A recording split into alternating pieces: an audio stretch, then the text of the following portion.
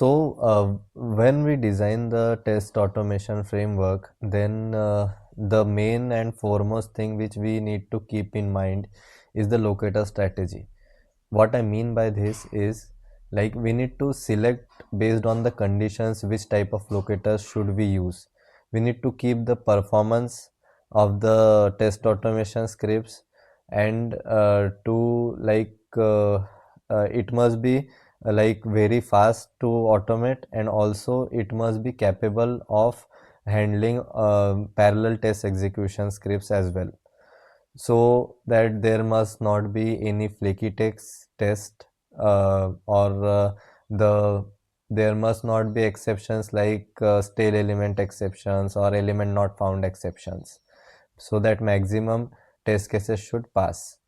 So for that, we need to choose between CSS selectors or XPath selector based on the conditions. This is only we are gonna discuss in this video. So generally we consider CSS selectors for performance. What I mean by this is, uh, CSS selectors are very fast. The reason behind this is because the engine which used to find this CSS selector is browser engine, and it is very much optimized, and it is rendered accordingly, as because CSS and HTML is the only language which we use for UI changes, due to which these CSS selectors are very fast. But they have also drawbacks as well. We can only use CSS selector on static elements, or the elements which don't change frequently with the changes in the DOM. Suppose example for this is like in login page. So login page, we have username, we have the fields which doesn't change over time, so we can use CSS selector in those cases, or we can use ID based selectors and all, like those are those elements which don't change over time. For those cases we use CSS selectors. But like for banking applications where we need unique ID generated every other time, or like we need to check the we need to select the text based locators or text based web elements. For that, or we need to have some child parent relationship, we need to hover, like first we will go down and then up for selecting the other base text based locators. For that we use XPath based locators, like for dynamic relationship as well. XPath based locators are relative as well as absolute. So for production grade test automation framework, we avoid absolute XPaths. The reason for this is very simple, because absolute XPath breaks on minor UI changes.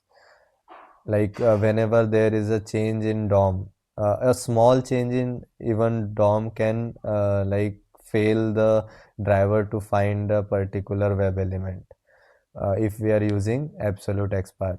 But this is not the case for relative XPath.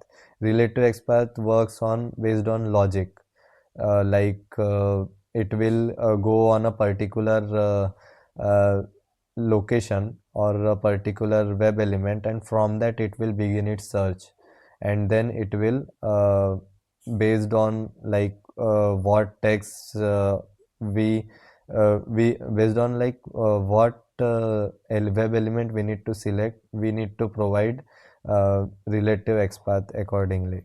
As you can see in the uh, code as well, we are yes, we are giving the absolute XPath here, like HTML body div to table trtd button to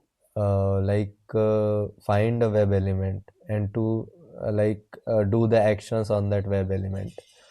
But if there is a change in the index, like div2, if a developer has changed it and it like that element is present in div3, then it becomes unavoidable for us to do this. Like it will, the script will break. So that's why we don't use absolute XPath. Whereas in the above statement, we are using relative XPath, like for selecting the web element based on text, like settled.